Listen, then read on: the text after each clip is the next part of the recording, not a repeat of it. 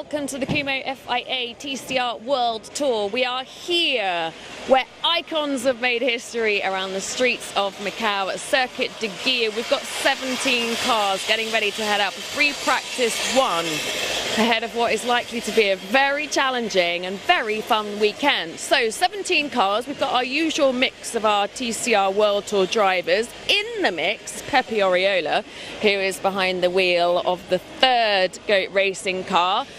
Also, let's welcome to the field Max Hart, who is just helmet on, getting in behind the wheel, getting ready to head out for free practice 1.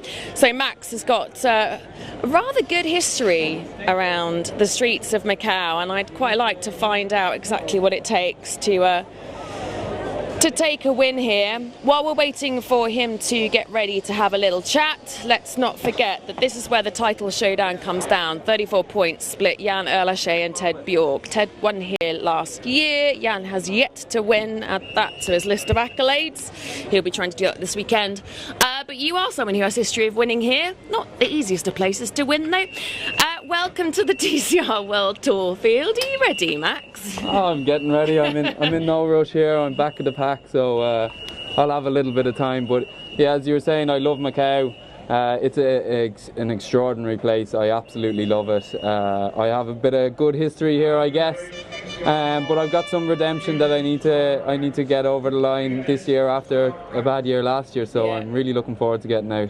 Good. We look forward to seeing how that pans out for you, Max. You carry on getting ready. Right, all the fun about to begin. Let's get ready. Free practice 1, free practice 2 today, qualifying tomorrow, and the races, race 1, race 2 over the weekend. Oh, we've still got a minute or so. In that case, let's have a quick word to Pepe, who's behind the wheel. Sorry, Pepe, I'm just going to ruin.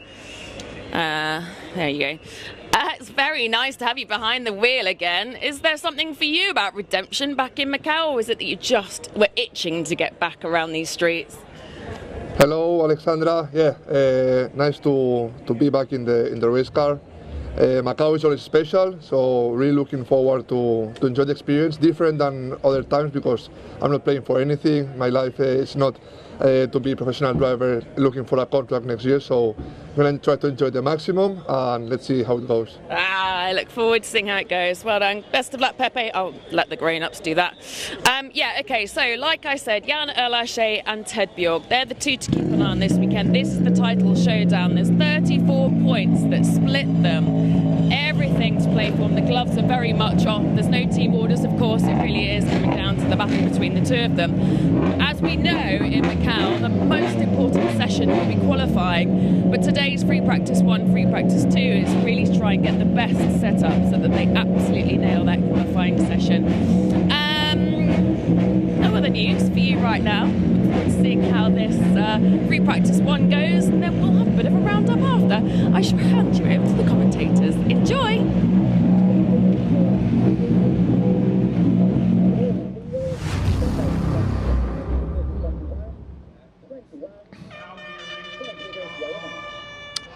Green flag is ready to be shown then to get the cars out on track for this first free practice session for the Kumho FIA TCR World Tour event of Macau. It forms the Macau Guia race, and it also, of course, is the championship showdown as well between, as you've been hearing, Jan Erlaché and Ted Bjork. 34-point split. When we get to qualifying, we have to factor in the points there for the top 6, starting on the 15 basis for pole position, but we'll worry about that, as I say, when we get to qualifying. First up, they have this free practice session, a little bit of data to try and bring back.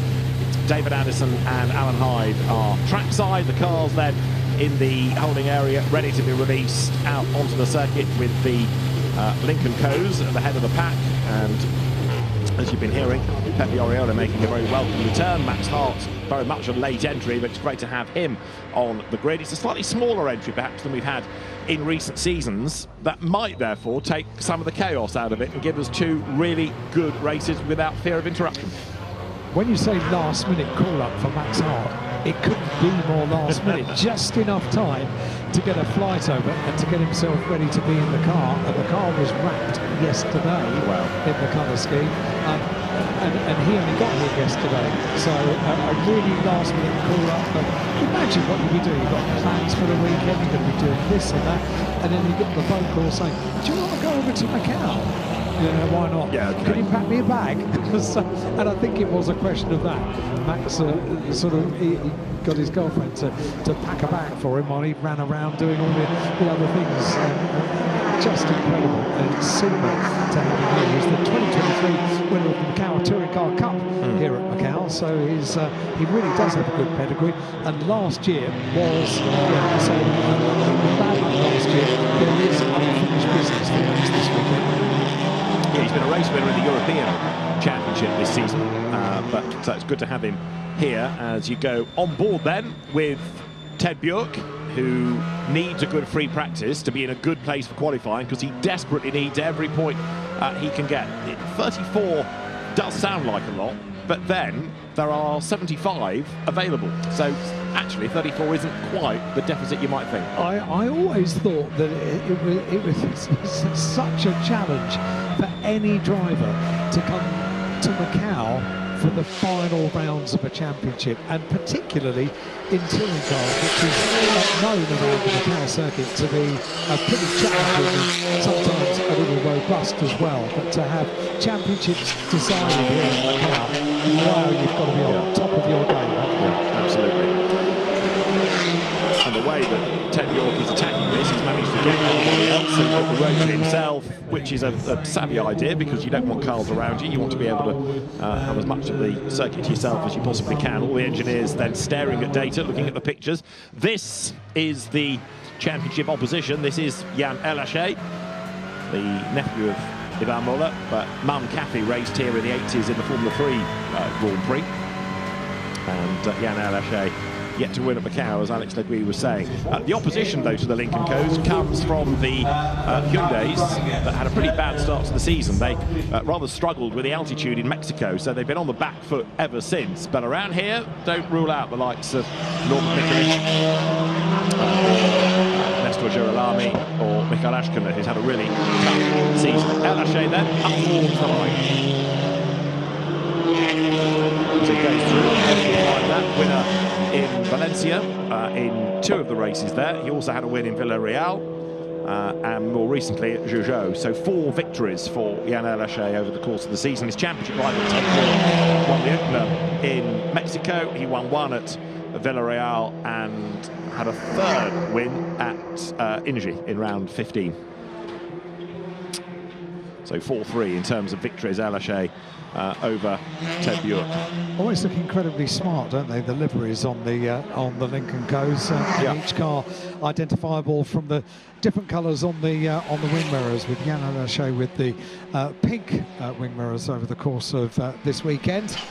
Easy to identify, little flashes on either side of the car. It doesn't take long for them to get things up to temperature. They really do push the tyres, don't they, on that outlap to be able to push on the first lap out on in earnest in this free practice session. Free practice 1, they get free practice 2 this afternoon as well, and then tomorrow they go into qualifying, and Saturday qualifying race, Sunday the Guia race of Macau. But they also have that split qualifying, so half an hour for Q1, and then the top 12 go into the second period for 15 minutes, and the grids are based, the first race is the normal order, like the natural order, and then race 2 is based on the top 10 being reversed. So if you're 10th in qualifying for the second race, unless you get a grid drop penalty or anything sustained in the first race. And the races can be elongated here to 12 laps if there's a safety car, so they get a little bit more grace if the races are interrupted. So clear lap this actually, just watching him around this lap. No traffic behind, no traffic in front.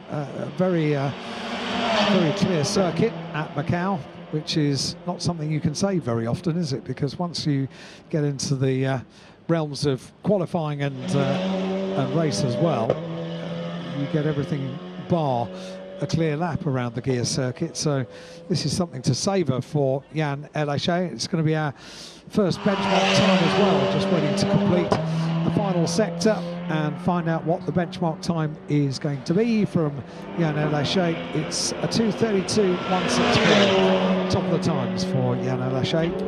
Well, we know the cars in qualifying trim, and we're not there yet, can do 2:27s. I know there's no such thing as a qualifying lap record. That record can only be set in the race, but the best qualifying lap ever around here, a 2:27.966 from Norbert Michelisz, but we are a long way from that as yet. It's a different run pattern pre-practice to qualifying. That gives you an idea of what the cars could be capable of. There, going over the timing line then, is Mark Minhar, and that puts him 4th fastest. So it's Lachey from Santiago Urrutia.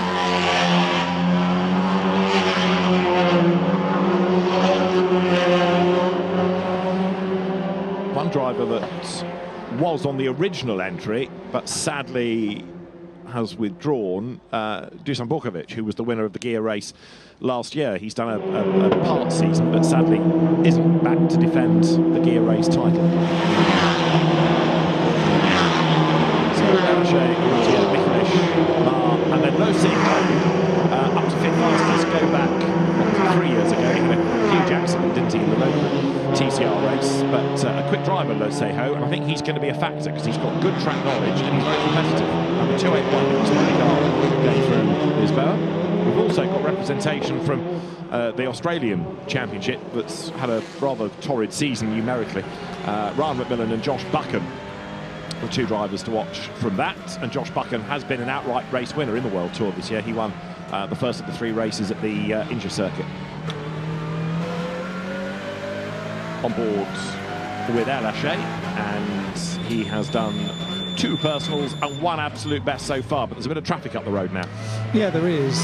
We're looking at the lap times as well for Mikuláš Króna, who has gone purple in the first 2 sectors, so overall best in the first 2 sectors, then a personal best in sector 3 as well. But this is early days in this session, and it is only half an hour in duration. The 2 single-seaters free practice sessions that we've had so far have been over 40 minutes, so it being free practice, the clock does continue to count down, so to have an interruption in a half an hour session, if you bear in mind how long the circuit is, the outlap from pit lane to get things up to temperature, if they can possibly complete this without an interruption, then we'll set everybody else up for a much better weekend, in particular going into this afternoon's free practice 2 and tomorrow's qualifying as well. Norbert Michelisz then making the run down towards the end of the lap, currently 3rd fastest. Track map focused then on the dash. Comes over the timing line, goes up to 2nd fastest then. Does Norbert Michelisz. The track map is there, not because he doesn't know where he's going, but if somebody says, well, there's a yellow at turn 5, you can quickly look at that and know exactly what part of the circuit is being referenced. Michelisz has been on the podium here 5 times, won in 2023 and champion in 23 and 24, but a tough season this year for him. Yeah, so he'll have good memories of Macau, claiming the title, the World Tour title for TCR twice here at Macau, and for so many touring car drivers on the world stage, they remember this Guia circuit so well for being the scene that they are crowned champions. Remembering Andy Prio excelling here for many, many years at the final meeting of the year. Might not have come into the final meeting as the top driver, but certainly emerging after a good weekend at Macau as a champion once again on the world stage. So it's iconic circuit for the touring cars on the world stage. Esteban Guerrieri at the escape road at Lisboa, bonnet up and worried faces for Nestor Girolami's team. So now Guerrieri needs to get the GOAT Racing Honda back in the right direction. This is where you discover how limited amounts of lock there can be on a race car. And Guerrieri's trying to do the 3-point turn as well as keep the engine going. So far, so good. And he will be able to set off, and when there's a gap in the traffic, he can rejoin. Some pretty impressive engineering names in touring cars on that football, isn't there? Very impressive indeed. As the teams look on, they have obviously data and also the timing screens in the live television pictures, and the notification coming from car 186 has rejoined, so it's good news for Guerrieri. Mr. Guerrieri, the Argentinian driver, it's back on circuit. It's Ascona. We said to look out for Ascona. Ascona with the top time at the moment, 2:33.53 for Michael Ascona in the number 196 car, the one we're looking at now, the Hyundai, and about to complete another lap. With 10 minutes of the session completed then, as Michael Ascona now makes the run down towards our bend. We just had Martin Haar go up to 5th, and then he gets back down the order. Right, over the timing line goes Ascona, and he is fast to 30.353, the best lap time. And this is going to explain what happened to Esteban Guerrieri. So riding on board as he comes down towards Lisboa and realises he's not going to make the corner, goes on the escape road, and then tries to sort himself out from there. But I think that was pure and simple, arriving and outbraking himself. That's a great description of what you said, that you don't have much of a turning circle inside the car. You saw the full width of the escape road, and he turned the wheel. Not a great deal happened, did it? Totally. Multiple point turn to get the car turned around and get it back on circuit, which fortunately it did. Michael Ascona, after a very tough season, he's only had one win. He's absolutely flying at the moment. He is top by a 10th from Jan Elake, so Hyundai ahead of Lincoln Co. And then you got Mikolic ahead of Santiago Urrutia to be 3rd and 4th. Urrutia, another of the Lincoln Co drivers these days. Guerrieri, by the way, is circulating again. He's just gone over the timing line. We've spoken about many of the drivers that have been on the world stage in touring car racing for many years. One of them, Ted Bjork, of course. He's second in the championship. One of the two drivers competing. He's down 9th place at the moment with 4 laps completed. It is only free practice, but it will give us insight into what to look forward to tomorrow with the 2 free practice sessions today. Big lock-up from Ascona getting up towards Donna Maria. There's a yellow flag at turn 19 as well, towards the end of the lap. So Ascona pressing on. Yeah, Ted Bjork, oh dear, Ascona getting ever more toey. Throws the back of the car up against the guardrail coming out of the Macau hairpin. Ted Bjork winning championships as long ago as 1999. He was Nordic Formula 3 champion, so he is a veteran racer these days, but a very successful one. Number 69 is the car that has caused that most recent yellow by clouting the barrier. That is Andy Liang's Hyundai. He's the slowest in the session anyway. Turn 19 barriers have been assaulted by him. So there's a yellow in that 4th sector.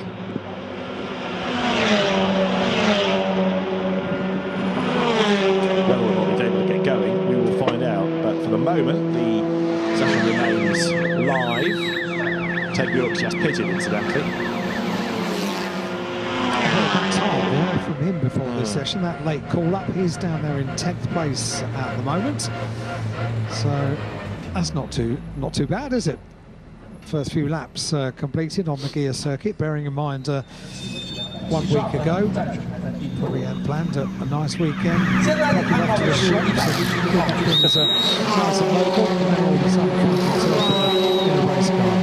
The other one to keep an eye on is Pepe Oriola. We heard from him before the session started as well, but Oriola, who's the red flag is being shown because the car can't be removed seemingly. Pepe Oriola hasn't raced since 2023, and the last time he was at Macau was 2018. So the GOAT Racing team manager put into the car for the weekend, but he's a little bit race rusty. So it is the car of Andy Liang that is at the barrier, and that's why this session has been stopped. I've not had a shot of how bad the damage is, but clearly he's not able to get the car out of harm's way. So, oh, there he is, in fact, just hidden at the Macau hairpin. Looks, he's gone straight on. I would offer you that that's probably more mechanical than having hit something, because he's way off the line. He is, yeah. And it's not a place really that you're going terribly quickly. Let's just had a big moment earlier coming out of the rear, and he sort of rattled his way. Can't see any tar marks to suggest that. It's a very bright car, that sort of tangerine and colour. So it's you can just spot it there in that little corner up at the Macau hairpin. So needs to be recovered to get things back underway. But it's also an opportunity, you can see, for Leo Oriola's car to have a couple of little tweaks to the setup. Teams can get to work on that, cooling the engine down. As leaf blowers. Everybody else onwards and inwards into pit lane, but the important thing about this is that the clock will continue to count down, and we talked about that during the single-seater sessions for Formula Regional and for F4 as well so far this morning. And they had 40 minutes, so it was maybe less damaging to the session that we had recoveries to be required. This is only half an hour, yeah, so true. This really is eating into the session now. So the cars coming down the pit lane, including Yann Lachey, with whom you ride, and the teams will do whatever needs doing before the cars head back out onto the circuit. Now I'm hoping, therefore, that Andy Liang's car can be moved fairly swiftly. So we will find out there. Both Lincoln Co's going back into position. Certainly they're well equipped with, I was going to say, well equipped with cranes down there. They certainly are. And what a mighty bit of kit as well it is that is able to lift the 69 car up. So Ashkan, Lachey, Mikulish are the order. Let's go to Alex. Thought I'd have a quick word to Esteban, who we saw struggling with his turning circle a minute ago. Firstly, Esteban, little birdie told me that you were a bit poorly yesterday, so I'm checking how you're feeling now and also what you've learned out there so far, other than your turning circle. Yeah, hello everyone. Yeah, I am feeling a little bit under the weather, like in English say. Yeah, it's some sore throat and a bit of flu. But yeah, taking some medicines, hopefully yeah, it's getting better.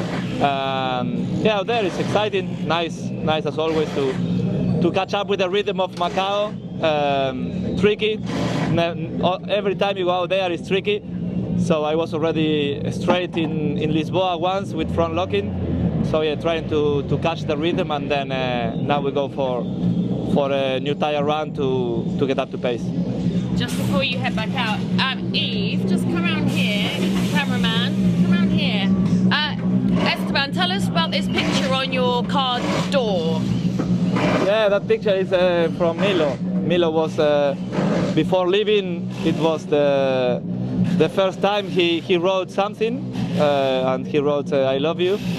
So I told him I take it with me and I put it in the car. So yeah, it's a nice way to keep them close. I love that. Thank you. Thank you, Esteban.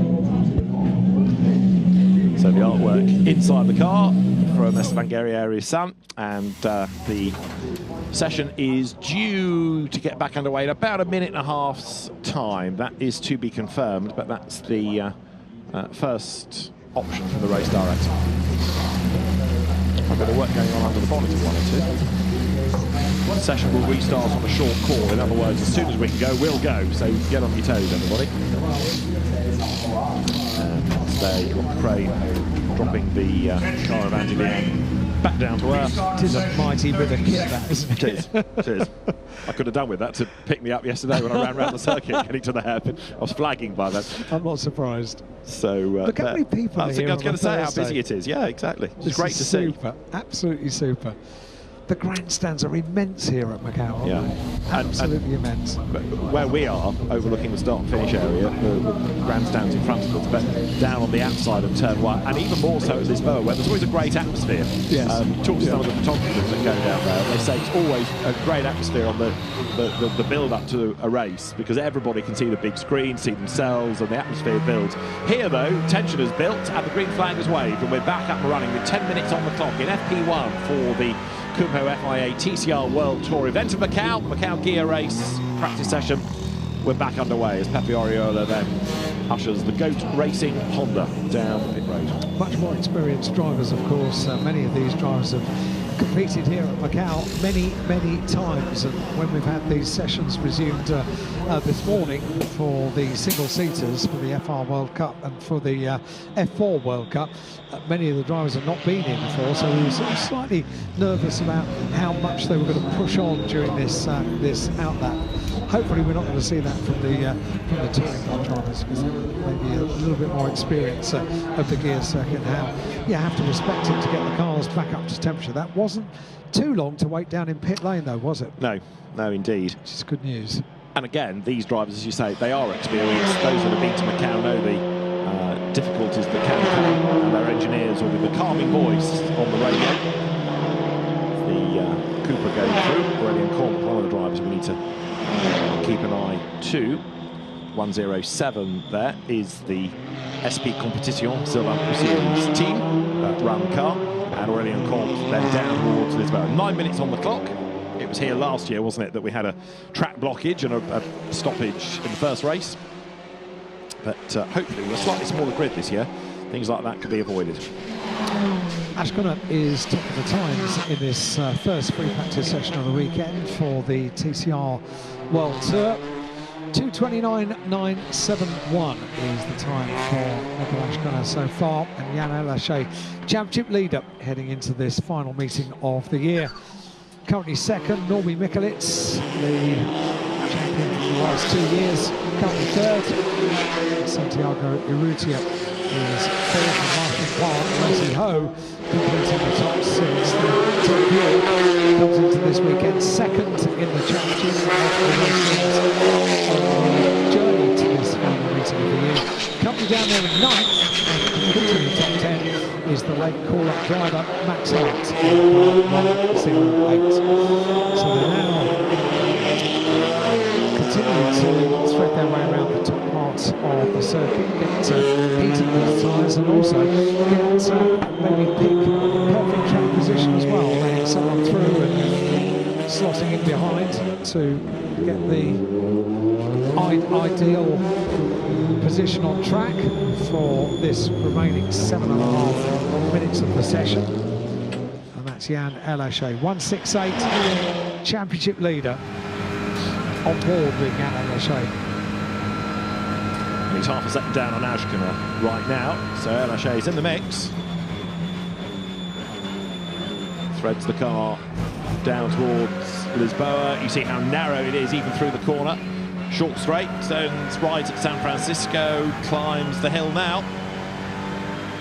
And again, Alaché with good track positioning here has put himself pretty much in splendid isolation over the brow, but then he's got to still keep going left and right, turning his way then up towards Maternity, which is here, and then down towards Teddy Yip and on towards the Solitude S's. I find it hugely anxious being on board in a touring car around the Guia circuit. You see the amount of input that they're having to do into the work, the corrections, the constant corrections.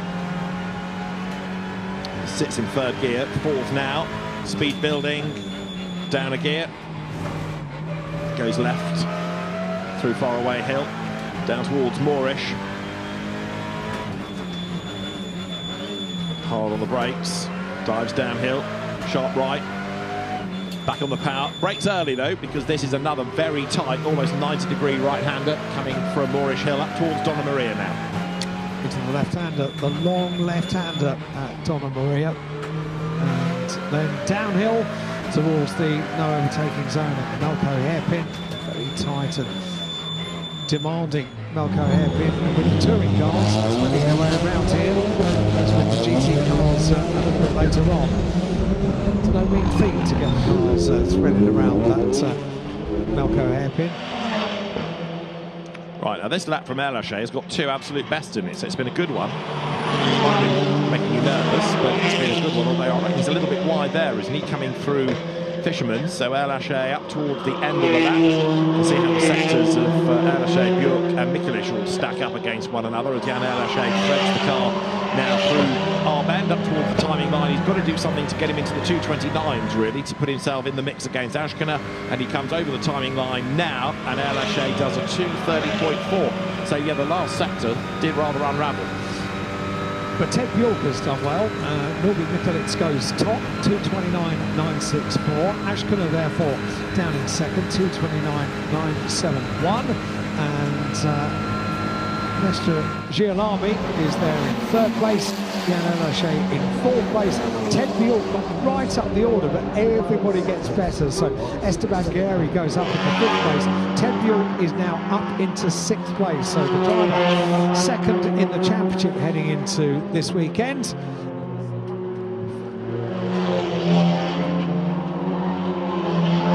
Norby Mikulits, top of the times, 2:29.964. Car 105, Mikulits. Into the lane, Mr. Girolami third, and Jan El Ashay presses on and has just gone purple in sector 2. So not a personal best in sector 1, but El Ashay has gone overall best in sector 2 now, and that's the return to pit lane of Mikkel Ashkana. Car being pushed back in pit lane. We've only got just under 4 minutes of this session remaining. I was wondering whether that might be it, but Jan El Ashay is still out there. Now, 2 absolute bests done this time around. As he comes towards Moorish Hill and accelerates up towards Donna Maria. And again, he's got the road to himself. It's quick, it's neat, it's tidy. He goes through that long left, straightens the car out now. Narrow part of the racetrack anyway, down to the very, very narrow Melco hairpin. He see what he does at the end of sector 4, which is where the speed starts to build. So it's the fourth sector starts slow and then speeds up, and he doesn't improve there. So it's another up and down kind of a lap this from Jan El Ashay. The Lincoln Co. accelerates again down towards Fisherman's. A little bit wide here on that previous lap. This time around then, El Ashay, the 2015 French Super Tourism champion, 2021 World Touring Car champion, looks good. He comes down towards our bend, and the championship leader then accelerates up towards the timing beam. The last lap that he did was a 2:30.7, and that's the quickest of the session of anybody, a 2:29.510.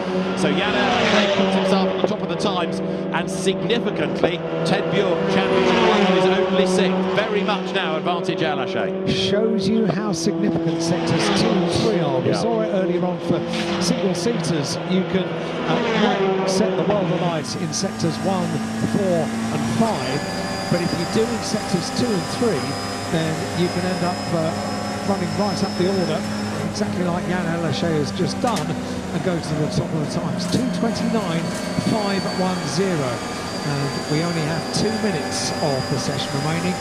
Mikulits in second place. He's just completed sector 1, has done a personal best in sector 1. Ashkana is coming out of pit lane, so just a very brief pit stop for Mikkel Ashkana, and has just left pit lane, has completed sectors 1 and 2, and Esteban Guerri is currently in 4th position and is on sector 2 as well. Quite interested to see how Max Hart does. He's coming down there in 12th.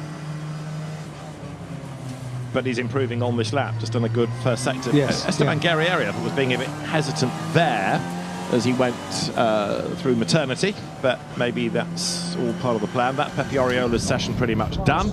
He is in the pit lane. Mikkel Ashkana did go back out, incidentally. Yeah, just on his out lap. Yeah. So get the heat out of the engine, get the blower on to cool the car down. Pepe Oriola getting the rust off.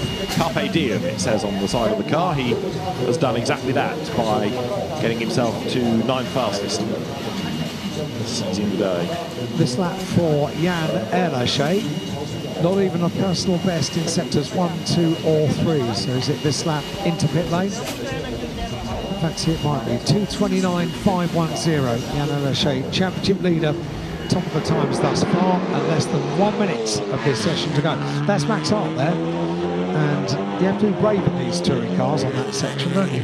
Yeah, Esteban Guerrieri, I think we've seen going slowly earlier, and it does look like he's backed out of it, so that made Max Hart's life a little bit easier. He was able to get past the slightly slower car. But you're right, you do have to be brave. The flag is imminent, so Max Hart's going to take the flag this time. Others, I suspect, may well bail if they'll have the information on the display in the car. If they're not up on sectors, they might bail and come straight into the pit lane. Norbert Mikelish has just gone through, but he goes slower. This is Ted Bjork. The flag is out. Erlacher has pitted. What's Bjork going to do? Well, he's just started his last lap of the session, in fact. So Ted Bjork down to 7th in the times. He's done a 2 minutes 30.7 as his best.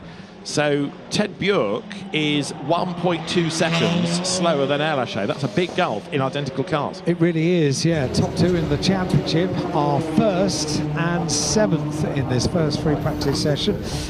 Mikkel Ashkona on this final lap has just gone overall best in sector 2. So 27.565 on the second sector for the car down in 3rd place. And the clock counts down to 0. So Jan Erlacher into pit lane. So too Esteban Guerrieri.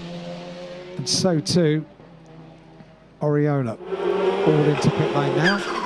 At the end of free practice 1. Come out again, local time, 2 this afternoon. That's not too far away. So short turnaround for the touring car teams. Ashkona's having a red-hot go, isn't he? Because he's done 2 absolute bests on this lap. And so Mikkel Ashkona, trying to round out what's been a very difficult season for him with good results here, is certainly on the attack. So you've got Lincoln Co from Hyundai. 3. And that's a 3rd absolute best, yeah, as he comes to the end of sector 4. Mikkel Ashkona then coming down towards the end of the lap. As I say, it has been a tough year for Ashkona, but never rule him out. Certainly a very, very competitive driver. He's been the European champion in 18 and 21. He was WTCR champion in 2022. He's been a class winner in the Nürburgring 24 hours. Only 8th in the championship, but in the times, Ashkona goes through now, breaks the beam, and goes fastest on a 2:28.244. He is 1.2 seconds quicker than Erlacher. That is a monster lap. Point proved there at the end of free practice 1. Absolutely superb lap. 4 out of a possible 5 purple sectors for Mikkel Ashkona, and a 2:28.244 is mighty at the end of free practice 1 for the Macau Guia race, the Kumho FIA TCR World Tour event of Macau. So Mikkel Ashkona it is then, who is fastest. Jan Erlacher 2nd, and he's with Alex. Pipped at the post in the final few seconds. However, a good free practice session. Do you feel like you got out of that what you needed? Yeah, we don't really know what we need at the moment apart getting confidence on the track, obviously, and that's what we did in FP. You know, was just getting to the rhythm. I pushed, obviously. I pushed actually quite a lot. We are in a position now that it's a bit difficult to know if I want to take a lot of risk or not, but I want to fight for a Macau win anyway, even though we have the championship at the end. Yeah. But that's why we're pushing now. Yeah, I was going to ask you that. How are you going to balance that risk versus reward this weekend? Because you haven't got a Macau accolade on your wall, and you probably need one, don't you? Yeah, I actually need one pole plus win. Looks like the Hyundais are quite strong this weekend, but to be honest, I will push as hard as I can, maybe slightly margin in some places, but my main goal is to win the championship, but I will focus on the weekend itself so far. Good skills, good start. Thank you. Thanks, Alex. So good to hear from Jan Erlacher. I think when Alex set off in his direction, he was quickest, but by the time Mikkel Ashkona came through, he was down to 2nd, and 1.2 seconds is quite a margin. So it is first blood for Hyundai over Link & Co, with Hyundai 3rd and then Honda 4th, courtesy of Esteban Guerrieri. So good effort that by Mikkel Ashkona to top the times. Jan Erlacher 2nd, but you can see the margin, 1.2 seconds between them. Norbert Mikelish 3rd, Esteban Guerrieri 4th, Nestor Gerolami 5th, and Santiago Urrutia 6th. Ted Bjork will be disappointed to be 7th. Marshall Ha likewise only 8th. Pepe Oriola's return puts him 9th, and local driver Lotse Ho rounds out the top 10. After that, Ignacio Montenegro from Max Hart 12th, heading TCR Australia, Ryan McMillan. Then you've got Aurelian Comte from Josh Buckham, with Sean Chang and Andy Liang 16th and 17th in the times then. Good effort done by Mikkel Ajkana, and a gauntlet well and truly thrown down to the opposition in the first session of the day. And Norbert Mikelish making his way back to the pit lane. Sun's starting to break through now at Macau, and the touring cars for their second free practice session will be out this afternoon, 2:20 local time. So if it is going to be a sunnier afternoon and warmer temperatures, we'll wait and see whether that's going to affect life. But Mikkel Ajkana topping the times. Interesting session that, the way the pendulum seemed to swing, Alan, between the Lynk & Co and Hyundai teams. But Mikkel Ajkana rounds out FP1, topping the times.